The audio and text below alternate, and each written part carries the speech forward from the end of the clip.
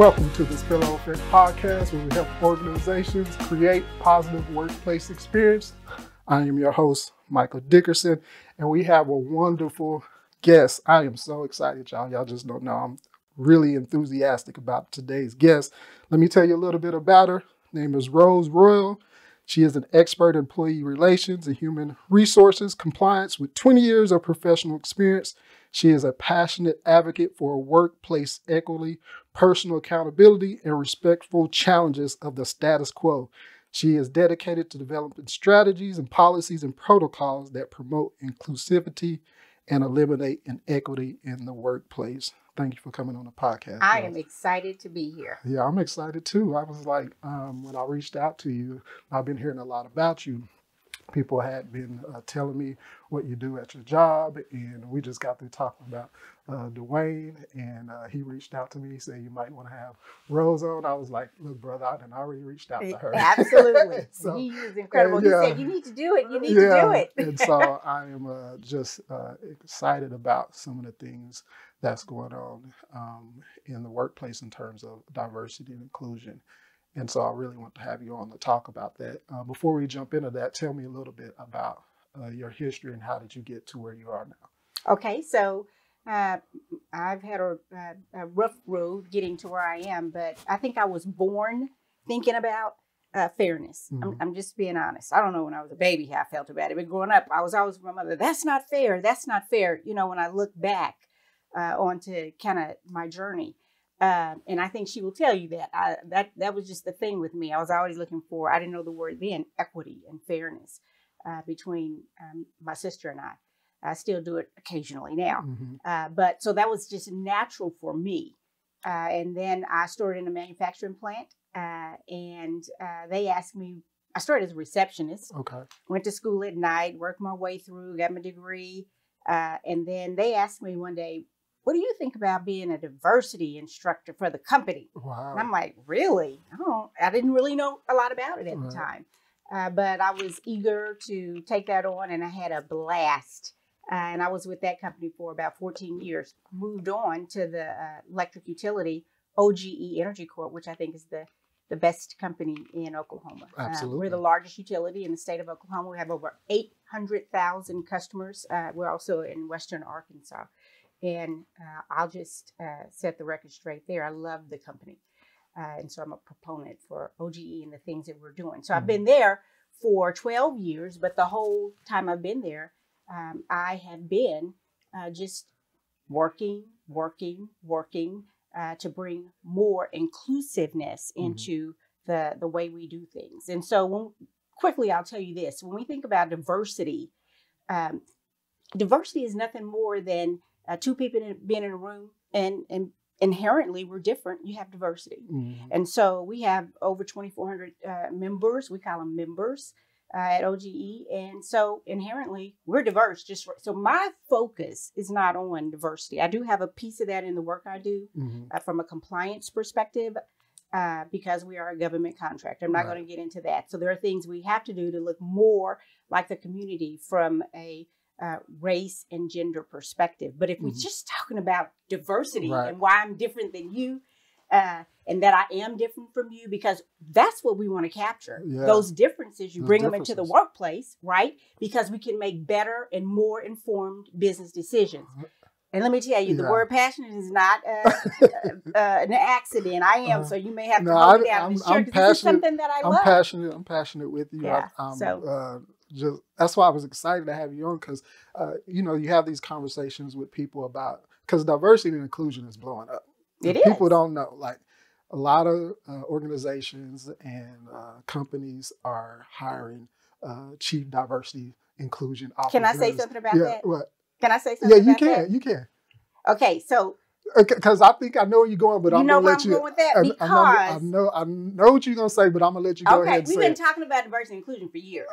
Diversity. Now we've added on the inclusion piece. That's why I want to have a conversation. But I think I know where you're going. But what companies do is throw all these dollars at it, right? So they throw. Let's first thing we get a diversity and inclusion officer, and we're gonna do all this training, and we'll talk more about that because I have some thoughts on that. Yeah. But I don't know that that's always. Yeah, and the reason that I want to have you on to have that conversation, but we know it is right now, like it is probably the top three things that people are talking about: diversity and inclusion, what that looks like in your organization, what that looks like in a workplace. And so I want to have you on because I want to ask you, like, so you started off in diversity. You just sort of gave us a definition of what that looks like. We're looking at those differences. And so we're both African American. Yeah. So where did the inclusion come in? Now, how is that different from diversity? What does that mean? What does that look like? And it's the most important piece of this. And that means when I get there, so we spend a lot of money, we throw dollars at stuff, we recruit and get folks in the organization, we get them in the door. But if we don't have an environment where they can come and feel welcome, like I can, and this is not diversity talk. I need to feel like I belong here. Absolutely. And that I can, that my voice is heard, I have something to say, right? You hear me, it matters. And I'm invited in, right, to the things that you hired me for, right? My area of expertise. And so inclusion is inviting me in and creating an environment where I feel welcome and I can come in and do my very best work. I can come in every day. I can show up. Absolutely. Right. And that's when we get to the engagement, non-engagement. And so we have to be very intentional about the leadership that we choose. And then making sure they are developed and not necessarily just around diversity, but the skills that it takes to be able to manage all of these differences, because you have different generations in the workplace now. You can have up to 4, right? Yeah. So what would those 4 be? So what's the generation that's moving out? So those would be the boomers. The boomers are moving out. That's right. Now you have the Gen X, yep. which I'll fall into Gen X. Yep. You have the millennials, and then you have the GZ. Exactly. So you have those 4 generations. And so it sounds like diversity is like we different. And then inclusion is like belonging. Exactly. So we're different. Creating an environment. We want you to be able to belong in this workplace and in this organization. Absolutely. And so one of the things that I think is interesting around diversity is, even though we're both African American, we might have diversity even within our own. No, we do.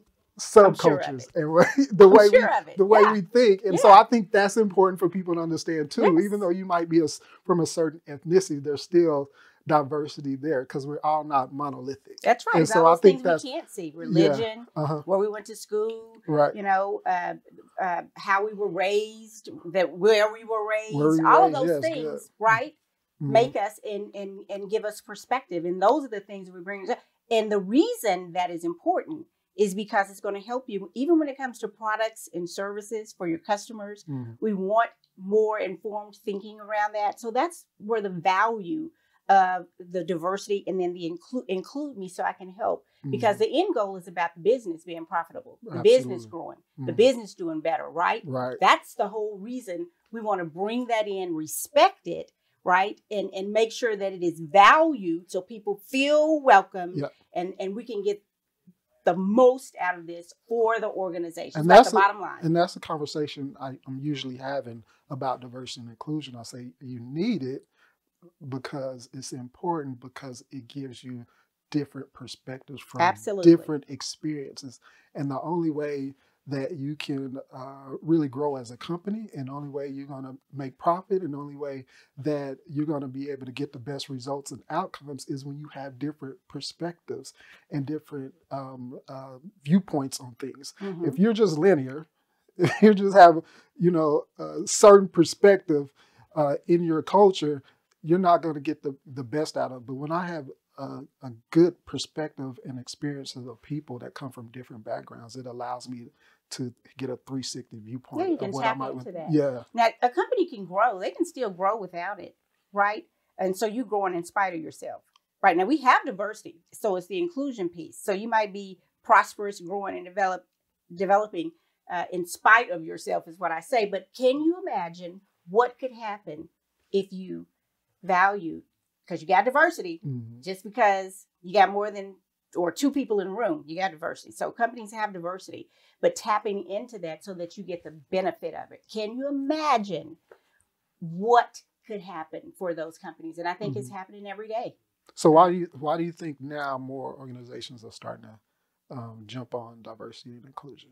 Actually, So here's the thing. So just to be forthright and honest with you, a lot of people think that it becomes a marketing ploy, and it becomes like, look what we're doing, but they're not actually implementing that into their organization. So what do you think now? Because you've been doing it for, you talked about 15 years, you've been doing it for a long time. Yeah. And I know now you're looking at it like, I've been doing this, I've been saying this forever. I've been looking at this forever. And so now we're starting to see this. So what do you think? Do you think it's because of the times, or do you think because of people actually starting to see, like, if we do have diversity and inclusion and it does help us within our organization, what is your thoughts around that? What do you think? Why now in 2020 as it's exploded?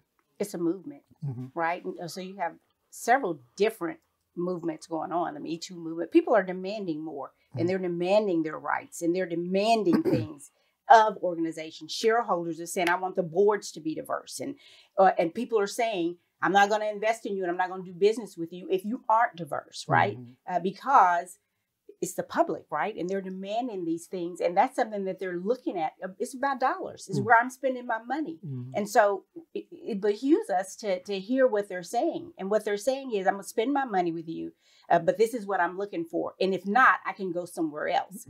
I think even from the industry we're in, the electric utility, it feels like folks in some places don't have a choice, right? You have to go with whomever that is. But the world is changing. Southwestern Bell, we can think of all these companies when they were the only game in town. The world changed. And now look, all the different choices we have. I believe that will continue. The utility business is one of the ones that hadn't changed, probably only one. And we had an officer in our company who said, where a bird is still sitting on the wire, right? But change is coming. Okay. You read about it, you see it, but not just our business, all these businesses. So consumers are demanding more. And it's all about making money, right? The bottom line, growth.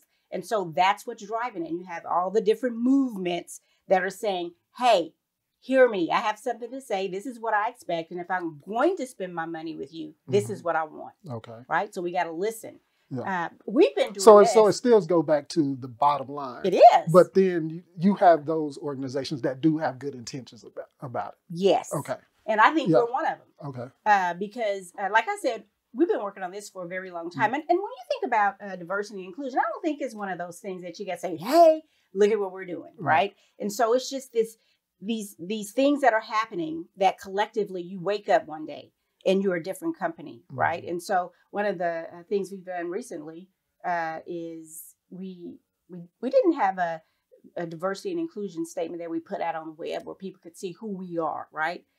We had our values and beliefs, which say who we are as a company. This is our stated culture, but we didn't have a statement specifically on that. And we worked on it and we added it in.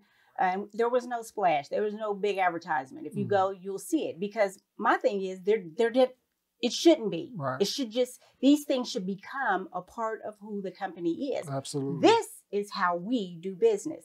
So there didn't need to be a splash. We'll need to talk about it. We need to live it. I'm a person, you don't need to tell me who you are. Yeah. Just show me who you are in our interactions, right? And I believe in all the work that we do around this. Just inherent in the word diversity, people get turned off.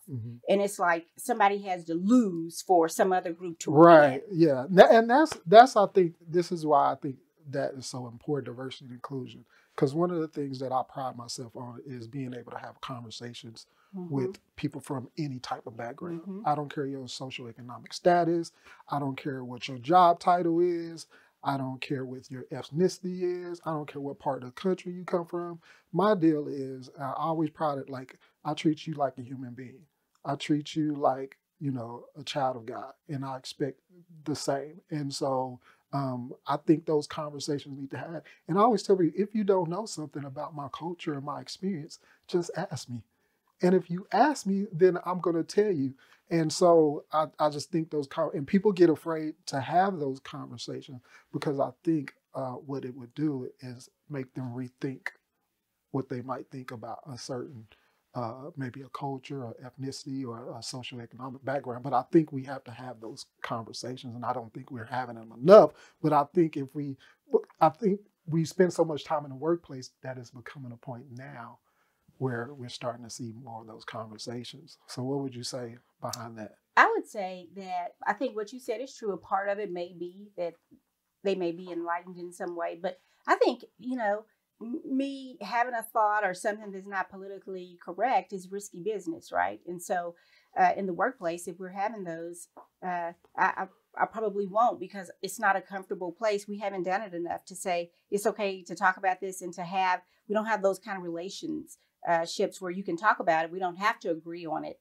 Enlighten me, let me enlighten you, right? And then we can walk away. We're still friends. But people spend so much time together Yeah. at work. And Like I know we people too, like but we- they are like friends. They become friends and they become almost like a part of their family. So I think those conversations tend to happen. Well, maybe they're like, I have a friend who I bounce things off, and Mhm. he's a Caucasian, and we became friends. I don't even know how, over time, and I respect him, he respects me. And so I was doing some work, and I said, "Hey, what do you think about this?" And he said, with a group of guys like me sitting in a coffee shop, this is what we would say. That's what I want to hear. Mhm. I want to hear, do I need to change my language, the way that I'm saying this, so that it's not offensive? Mhm. That's why I think when we keep talking about diversity, when people automatically think about race and gender, when it's not, it's so many. It's bigger than that. You wear Yeah. glasses, I don't wear glasses, if that was the case. Mhm. You're tall, I'm short. You went to Catholic school, I went to public. I mean, it's so many things, and it's just Right. about the perspective that all those experience bring to But it's bear. this. But the reason I said the conversation has, because it might be stereotypes around your experience or your background. If I went to public school and you went to private school, I'm going to think about some stereotypes around private school. Maybe you're snobby, or you think you better than everybody, or you think you more smarter than me or more intelligent. And you might think, oh, I'm from a public school and you didn't really get a good education as me, and you don't get to go to an Ivy League school and things like Mhm. that. But if we have this conversation, then I can really understand to me, at the end of the day, it's just about understanding. Absolutely. You don't have to agree. You don't have to go away and I change your views. But do you understand where I come from? Because that old saying is like, we can't come to a commonality until you understand where I'm coming from with this. So Mhm. that's why I'm saying I think those conversations. That's why I want to have a conversation with you, so I can get some Absolutely. better understanding around. Mhm. Because I've been hearing it so much, but We need and I'm to like, have we those need to have conversations, but you those got to have conversations. strong relationships and a safe environment, and to be able to do A that. safe environment. I totally agree with that. I mean, because you don't want to create a problem trying to solve a problem, right? Mhm. And so I think there has to be a safe environment. And I think in any organization, leadership sets the tone for that. That's why it's so important to think about and really intentionally focus on the leaders that we choose, right? Mhm. And those people have to be in support of, because all these companies have values, who we say we're going to be Right. respect. And I say in anything we do, the how matters. And so for us, the how would be, what is the value? So when I talk to managers, when I talk to members in our organization, anytime I'm dealing with an issue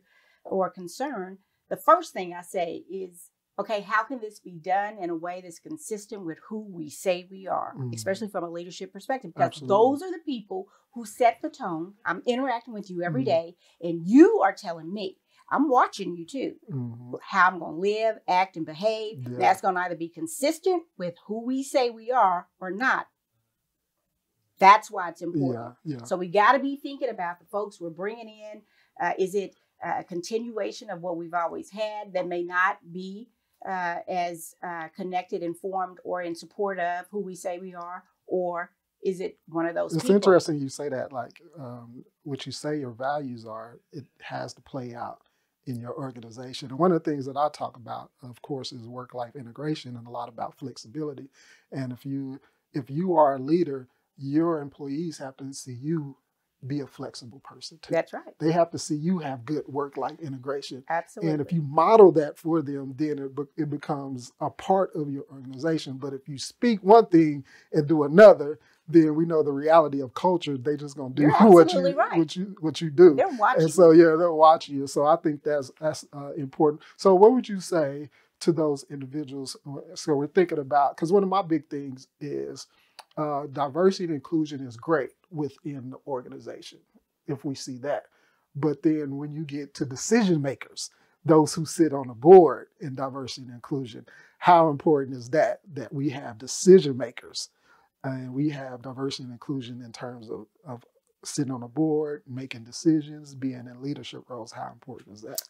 I think it's a great question. And I don't think it's just, the board is, but I think even if you start at senior leadership in an organization, because that's who has influence day in and day out. And it's very important. I used to say, I think that's just a group of men sitting in a room, smoking cigars, making decisions about the company.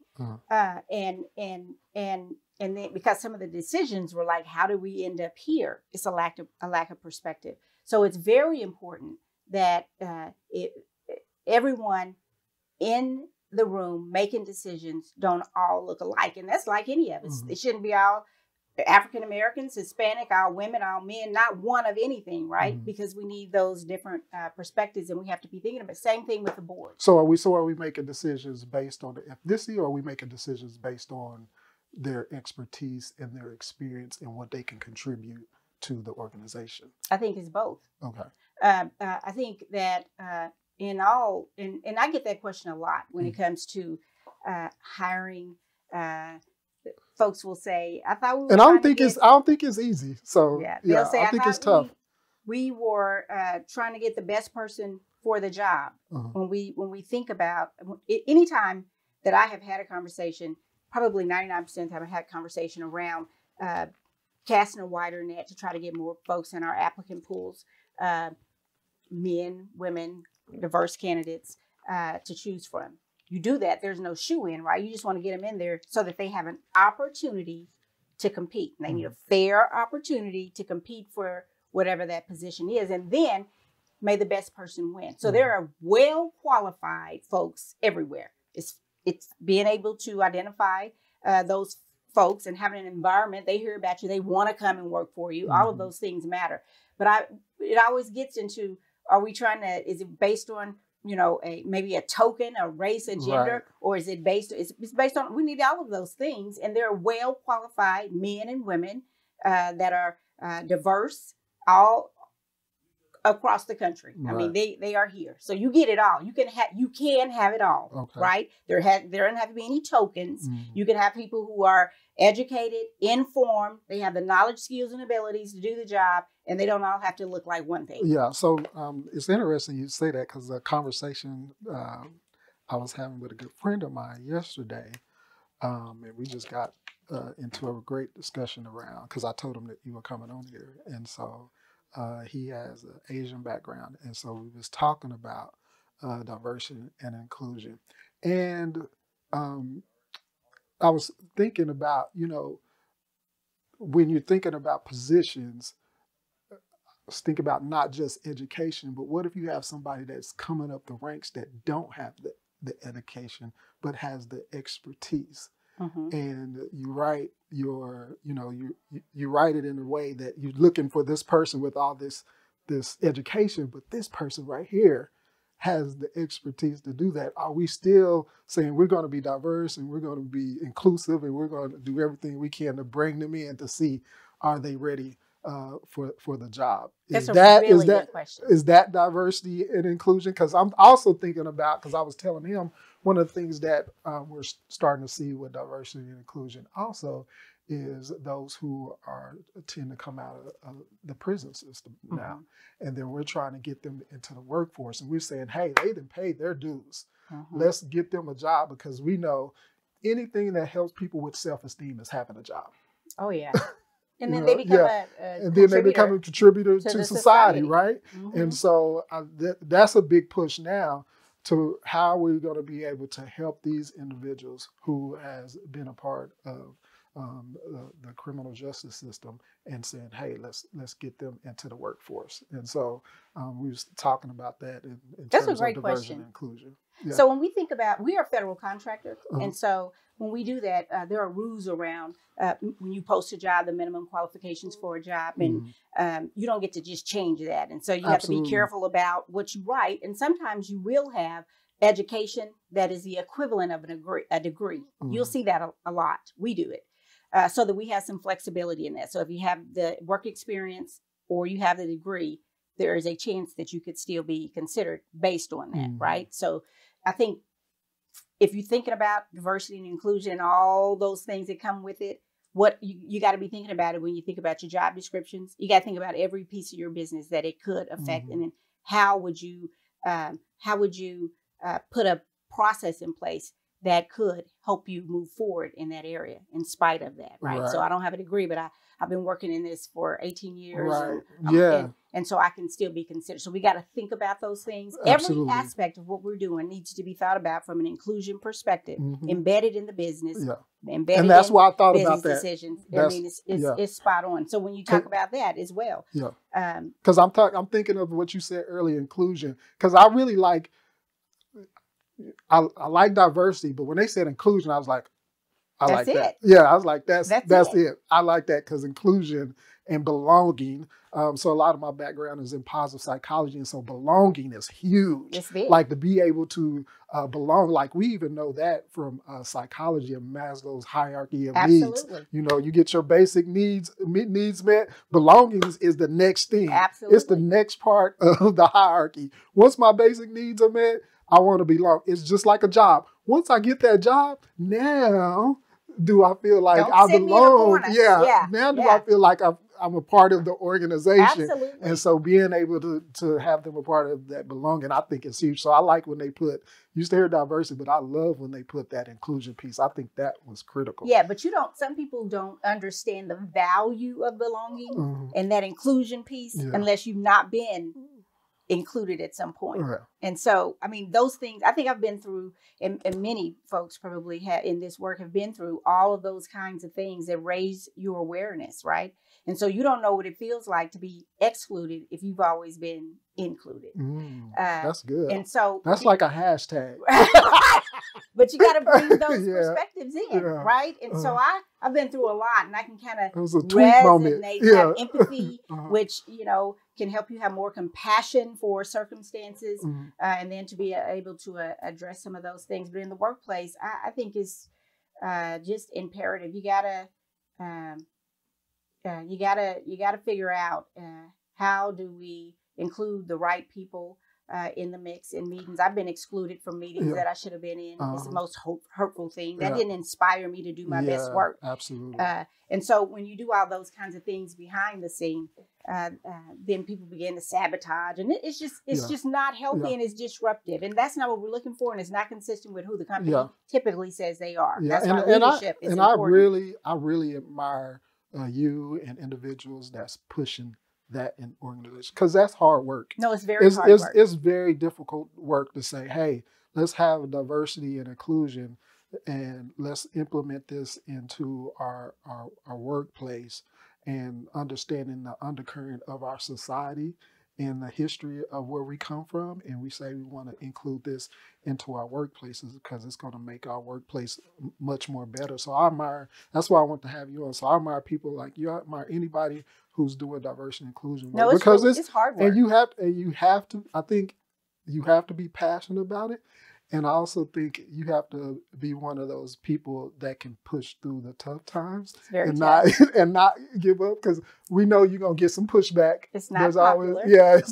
It's popular in terms of what people want to implement, but it's not popular for the person. It's not popular for the person who's trying to implement it, right? And so I really admire you and individuals that's doing this type of work, because I think we need it, and y'all on the forefront of really making our organizations more diverse and inclusive. And that's if you're explicit or not explicit with it, because like I said, we don't have I'm not a chief diversity officer or anything. Like, I think everybody in the building is a chief diversity officer. Ooh, know, and the other thing that I believe, because I've had a lot of people come to me and they'll say, the company is just not doing this, or the company, and I'm like, who's the company? We all make up the company. Absolutely. Right? And so my question then turns into, so what are you doing to contribute to making this better? Right? And so we have to be thinking about that. I used to let people come in and just throw it on my desk, and I go, oh, I just feel so bad. It's not happening. It doesn't always happen in the time that we think it should happen. It didn't always occur for us in the way that we had hoped it would. We had a council, and we came up with some extraordinary ideas. And it was a culture council. And unfortunately, when we presented all of our things, everything didn't get implemented right away. But guess what? Slowly but surely, one thing at a time is getting implemented. Yeah. Almost everything. Yeah. That we had presented. And so, and I was like disappointed. I tell you, sometimes there's disappointment. Anybody doing work to try to, from this perspective, whether you have a title for that or not, if they say they haven't been disappointed and went back in the office and had to talk to yourself more than that, probably, they must not look like me then, because I'm just telling you, it's disappointing, hard work that you have to be passionate about and passionate about people and passionate about the company, because I want our company to do well. Yeah. But when you're thinking about diversity and inclusion, those subjects, sometimes if you're a person who looks like me, they will think it is self-serving, right? That I'm trying to get something out of this, right? But I want the best for the company. And then I want people to, no matter what you look like, to have an opportunity to be able to compete and be considered for these positions. And I'm talking high-level positions as well. So we get these people in place who have different perspectives. Absolutely. And then leadership sets the tone. We continue to make progress. Think about that. It's getting those people in place who can help us make different and more informed and better decisions that are more open and inclusive. Right. And that is what getting exciting the best to me. and getting the best out of those people. And getting the best out of them. They're excited to come in and contribute. Absolutely. And so I'm excited about where we are as an organization. And so people come and I can go down a list. I can feel it. I just oozing off of it. I can go down a list of things that have happened that are positive. But when you're in it every day, you can't see it. I got to tell you something, because this is exciting to me. You come through a turnstile when you're coming into the building. I'm telling you, my heart was just singing. And I'm coming through the turnstile, and it's this young brother on his phone, he's there working. I don't know where he's working, but he's in the entryway in the building, got a job, he's working. Okay, I'm coming down the steps, and to leave the building, and right in front of me was another African-American brother, male, going down the steps. This is unusual, because when I started 10 years ago, you didn't see this. You sat in a meeting and you may be the only one. I was in a training session that was created. The person who brought it in is a senior manager of HR who happens to be African-American. But we're in this class and that she brought to the company. And I was like, this class is different. It's like, it was nothing but diversity all over that. Wow. From, military, you had people who had been there a while, you had younger people. It's this mix. And so we have these people in place who are making more open and inclusive decisions that are just changing the organization, right? Good. And our CEO always says, you don't want to make one thing more important than another thing. So you don't want to make one of our values more important than the other value. And I'm like, man, why can't we make one more important than the other? But I like it. Wow. It's just organically occurring, right? Good. And you're not making anyone upset. I'm not leaving anyone behind. I don't want to just talk about diversity. We have diversity because we're two people sitting here. We are diverse. Right. My conversation is around, how do we get all these people in and make them feel valued and included? And I want your perspective. That's what we're trying to get, so that we move the organization forward, right? Nobody's left behind. No one has to lose for another group to win. That's my message, right? We can all do this together. We can all be successful together. You've been here 40 years. All right, how can I take what you have to be able to help the company? Absolutely. Right? Because you're not going to be here. You may not be here much longer. I need to get that knowledge you have. You're very valuable to us. We have the new people. Mentor these people, help these people. You coming in, I need your new ideas, things we haven't thought of, or maybe we thought of and it didn't work, and y'all get together and you come up with something that after all this time does work. That's the value of it. And I just love what is possible if we just allow it to occur, right? Absolutely. And get past losing and winning. It's enough for all of us, right? Yeah. It's enough ideas for all. I have a new idea every day. Yeah. I do. They're not all good ideas, I must admit, okay? But a new idea every day. And that's what we want. People excited, come in, you know, we're working together. I'm getting to know you. You getting to know me. We don't have to get mad at each other. I don't agree with you, okay? It's fine. We move forward, right? That's what we're trying to get to. Yeah. And it's all about moving the company forward. And it sounds very organic. It and is. It's not contrived. I like it to be this well-organized machine, Yeah. well-oiled machine, but it's kind of been clumpy for us, but it's coming together. Yeah. And right now, look at it today, and I've always said, one day we wake up and we're just different. That day is today. Yeah. I mean, it's today for us. Yeah. And when you're in it, you don't realize it. You just don't see it. And sometimes people have to point it out. And I've figured that out. So if I start going down through a list, I don't have to try to convince you. But let me tell you what you may not be thinking of, right? And we're making progress. And that's what it is. It's this cumulative effect of all of our actions, all the things, all the sweat, tears, and, you know, all the misunderstandings and policy work and whatever. But I think y'all putting the right ingredients to make that happen. And I think that's beautiful. I think when you put the right ingredients in there, then you start to see I love it. the outcome. Yeah. You start to see the great results and the positivity that you Absolutely. want. And that's what we're looking for. And it feels so good to have people who you can connect and resonate with. Yeah. I was working with a couple of folks, and we were on a 3-way call trying to figure out an employee relations issue.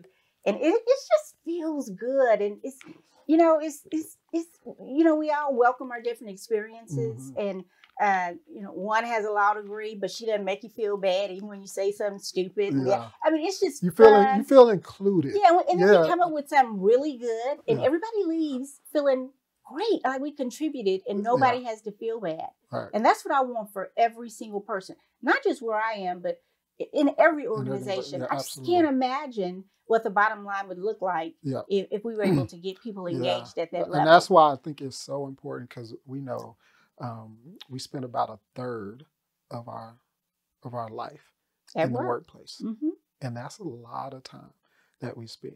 And so be able to have a sense of belonging, feel like I'm contributing, you're getting the best out of me, I'm getting my potential.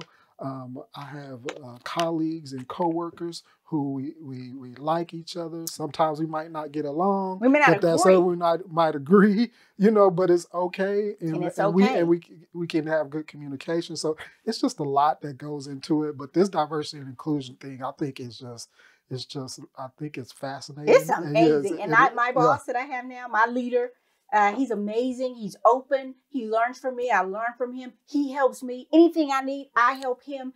He asks me what I think. Yeah. When you go and ask someone, what do you think about this? That's huge. That's huge. It's huge. People think, where do you start? I don't even know where to start. Just ask, what do you think? Yeah. Hey, I'm inviting you into the meeting because I want to know what you think. Yeah. Do you know how that makes folks feel? Yeah. And huge. So where do we start? Just start anywhere. Yeah. That's huge. Start anywhere. That's big. But just asking me, you know, and another thing that matters to me, and our CEO, obviously, I'm a fan. But you know what? He speaks. I mean, he speaks. When people so you think of that level, I matter, right?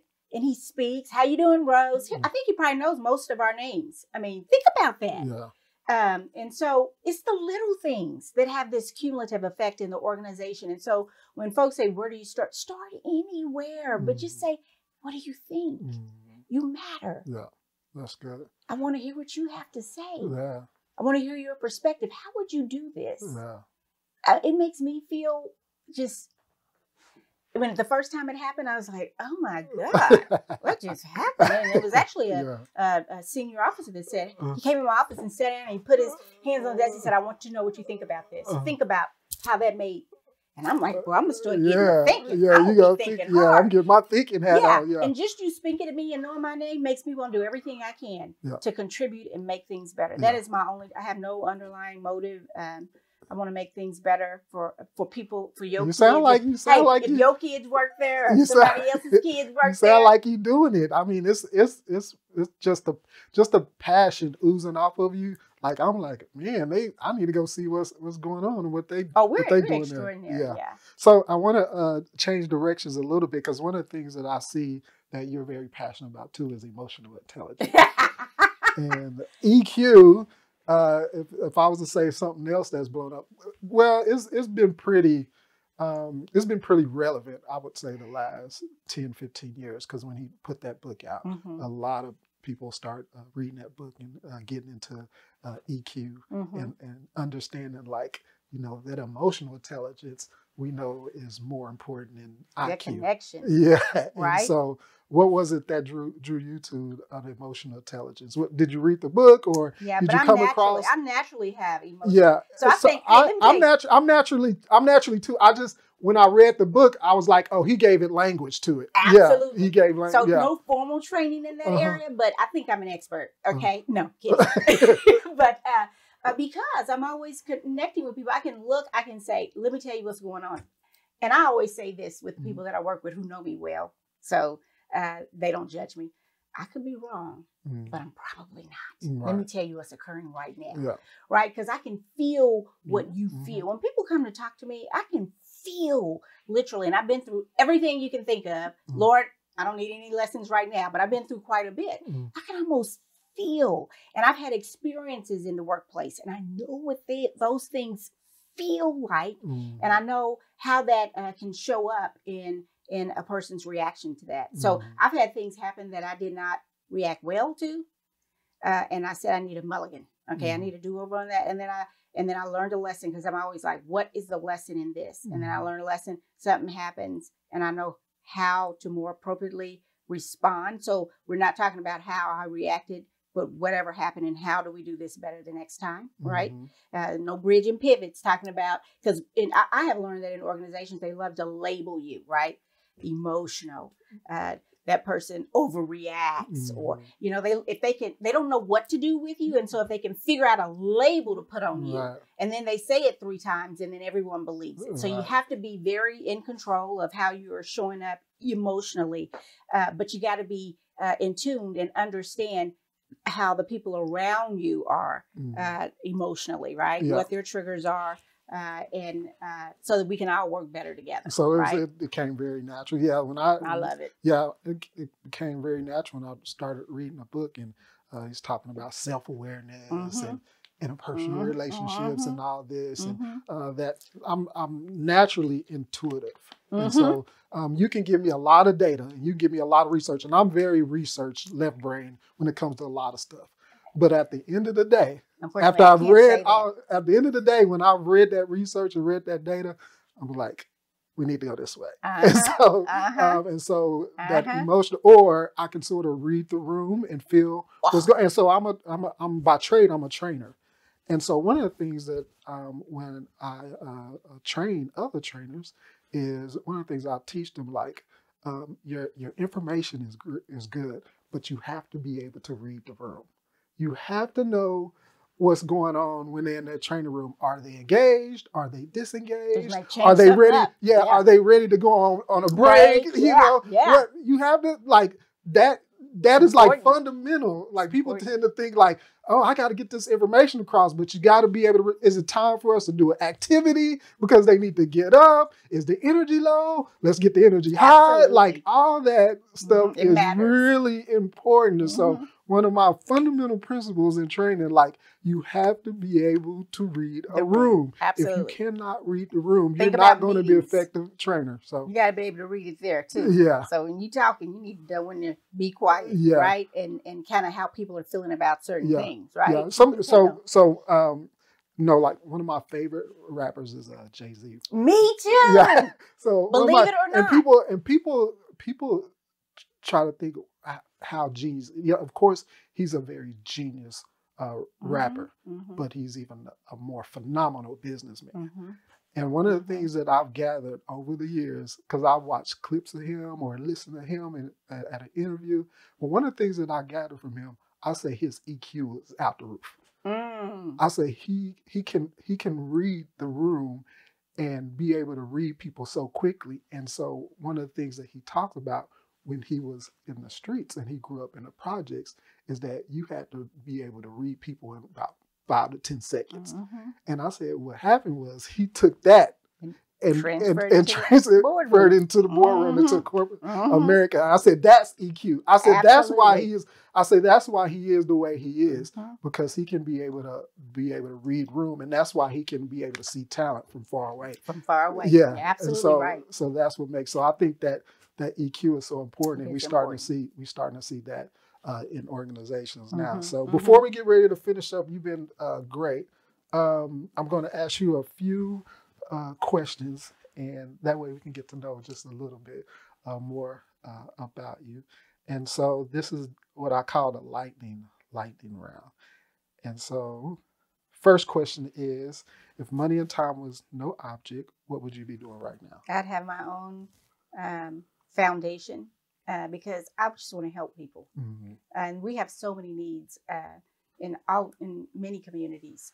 But if I would raise funds and have funds and be able to help people fundamentally. I don't want to just give it to you, but I want to help the underlying situation that is involved there. But I simply want to help people. You want to help people. Good. I really do. Okay. Sporting event or live concert? Live concert. Live. Anybody that you've seen? The last person I went to was Toni Braxton. Oh, so it was a little while ago. But the best one I've gone to was Jill Scott in Chicago. Really? Probably 20 years, 15 years ago. It was the best concert I had ever, and my husband surprised me with it. And then on top of that, the next morning, guess who? I was in the hotel in Chicago, downtown. Right across from me, I looked at my window the next morning, and at that time, Babyface was down there. Oh. But yeah, that was the best one. What is the best piece of advice you have received? It's never as bad as you think, and it's never as good as you think. That's good. Because we're really hard on ourselves. Or sometimes I'll think something went really well. And so I had an officer tell me one time, just remember this, right? Or you get real down on yourself because something didn't go the way that you thought it should have gone. It's never as bad because we're really hard on ourselves. Yeah. And I tell other people, it's never as bad as you think. It's never as good as you think. Just stay and continue to try to get better. That's good. If you could have dinner with anyone from history, who would it be? From history, let's start with Oprah Winfrey. Okay. Let me just go have some dinner with her. Break bread. What is it about Oprah? She's successful, and you think about where she started, where she came from, and then people are judging her around what she looks like, all these years. And I read a quote from her just a couple of days ago, and it said, I used something like this. So not exactly, but I used to think what people, thought about me. She was consumed with that. Now she's just her. She's just who she is, right? And that's not the exact quote, but that was kind of what the message was. And I think that about myself as well, because I've spent a lot of years really worrying about what people thought, right? And sometimes you don't say things the way they need to be said. And sometimes you don't have the luxury of having someone to help you navigate through a political world. And especially organizations are so political. And sometimes we don't have that mentorship. There's no one that is taking us under the wing and trying to help us navigate and figure that out. And so things don't, sometimes come out the way we had hoped. So yeah, that's good. Which is better, a book or a movie? A movie. A movie? I love movies. Yeah. I sit at home all weekend. I can watch nothing but movies. Do you remember the last movie you watched? My best, the most memorable movie that I watched recently is The Irishman. Have you seen that? I did see The Irishman. I love it. It was long too. It is what it but is. But it's good. You remember that line? Yeah. It's what it is. Yeah, and people talked about how long it was. Long, but I enjoyed it. Either people really, really like it, or they don't. They don't really like it. So there's no like it. But I watched it though, and I'm not. I don't get really drawn into movies, but I was drawn. Yeah, I like it. Yeah. Last thing, if you can change one thing about the workplace, what would it be?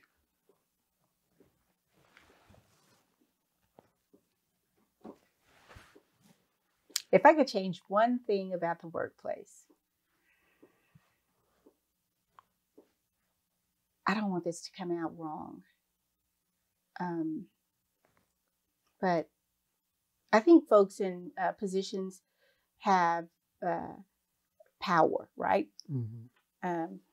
In officer positions, those executive positions, they have power. and authority and the ability to make decisions that can make things better, just like that. And I guess you need to define better. And so the things that we all recognize in an organization that continue to pull us down, that we know, we have a common understanding that this is probably somewhere we can improve, that they would exert that authority and that power, and and it was just natural that we could make some things happen. Things are political, so you can't. But I just because people in work, there are people in workplaces all across America. I would say that are suffering many different things because of leaders that are in place, and for other reasons. And sometimes we tolerate those things too long, and we make excuses for those things. We got to be more compassionate about it. We didn't understand them, their excuses and we just tolerate some of those things, I believe, way too long. And so when you have the power, authority, the ability to make a change, that, because we're at work, like you said, and we spend a significant amount of our time at work. And then you take the things that happen to you at work and you go home and you kick the dog, you throw the cat outside, you're screaming at your kids. Those things affect every area of your life where you're spending the most amount of time. And so if there's something common that's causing us a problem, to go ahead and make a tough call, to have managerial courage to make a tough decision that may be unpopular. I've been told I probably have more courage than other people. It's not good for your career, but I guess I do have courage. I'll speak up. And so for us who don't have that level of power, authority to be able to do that, I would say, anybody watching this, if something's occurring in the workplace, speak up, right? If you can make a difference for someone. And so I speak up on other folks' behalf all the time. And sometimes you have to have someone to speak on your behalf because you can't do it for yourself, because it'll show up like self-serving or for many other reasons. And so if you can speak up to make something better, we need to speak up. Those are, they call them bystanders or whatever. But if you see something, just speak up. And let's have an opportunity to correct that as an organization, because people are suffering. People leave organizations and they go where they are maybe more appreciated, I guess, or they believe they will be. And so I want people to be comfortable and happy and not leave because you don't feel like you have opportunities and I don't feel comfortable. I don't feel welcome. I don't feel belong here. I left because I started a business, or I left because, something like that, versus those other reasons, right? And so we got to speak up for each other. If you see something, speak up if they can't. And we always have to remember when situations arise that we're not making things worse. So I always ask myself, if the action I'm getting ready to take, is it going to make things better or worse? I get to decide, right? And so I want to always be acting in a way that's going to make things better organizationally, right? And not worse. I want to be honest with folks, and I want to help people be successful. I've always said I don't ruin careers. I don't care who you are. Right. And so if I can help you, I'm going to help you. I help the willing, and then we're able to move forward regardless of who you are. And so we got to help each other, right? And so that we have better outcomes and we create better environments and we're creating trust in an organization. I need to know that I can trust you and that you have my best interests at heart. And when I'm not in the room, I don't have to worry about it, right? Good. So I can be engaged in the work that I'm doing. I want to see all those things. So you said one thing. Let me give you a whole list of things. No, I think that's great. And so, I mean, that's a great way to end the day. And you gave me a lot to chew on. I'm going to be even re-listening to this podcast over and over and over again.